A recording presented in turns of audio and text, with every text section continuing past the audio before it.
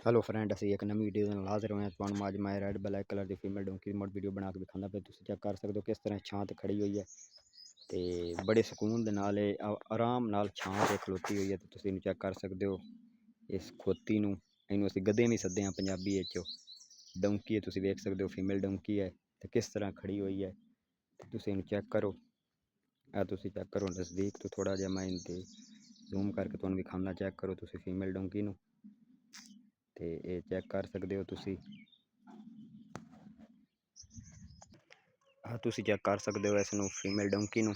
ਤੇ ਕਲਰ ਵੇਖੋ ਇਹਦੇ ਕਿਤਨੇ ਚਮਕਦੇ ਪੈਣ, ਤੇ ਉੱਤੇ ਵੇਖੋ ਇਹਦਾ ਬਲੈਕ ਇੱਕ ਲੀਕ ਵੀ ਹੈ, ਲੈਣ ਜੀ ਤੁਸੀਂ ਤੁਹਾਨੂੰ ਦਿਸਦੀ ਪਈ ਉਸੇ ਇਹਦੇ ਕੰਨੀ ਦੇ ਉੱਤੇ ਕਰਕੇ। ਤੇ ਦੋਸਤੋ ਵੀਡੀਓ ਨੂੰ ਲਾਈਕ ਸ਼ੇਅਰ ਕमेंट ਜ਼ਰੂਰ किया, चैनल ਨੂੰ ਸਬਸਕ੍ਰਾਈਬ ਕਰ ਦਿਆ ਤੇ ਨਾਲੇ ਕमेंट ਜ਼ਰੂਰ ਕੀਤਾ ਕਰੋ। ਤੁਸੀਂ ਚੈੱਕ ਕਰ ਸਕਦੇ ਹੋ ਬੜੇ ਵਕਤਾਂ ਨਾਲ ਅਸੀਂ ਵੀਡੀਓ ਬਣਾਉਂਦੇ ਆਏ ਜੇ, ਇਹ ਢੇਰ ਲੱਭਦੀਆਂ ਵੀ ਨਹੀਂ ਜੇ, ਪਤਾ ਨਹੀਂ ਜੇ। ਵੇਖੋ ਤੁਸੀਂ ਚੈੱਕ ਕਰੋ ਇਹਨੂੰ।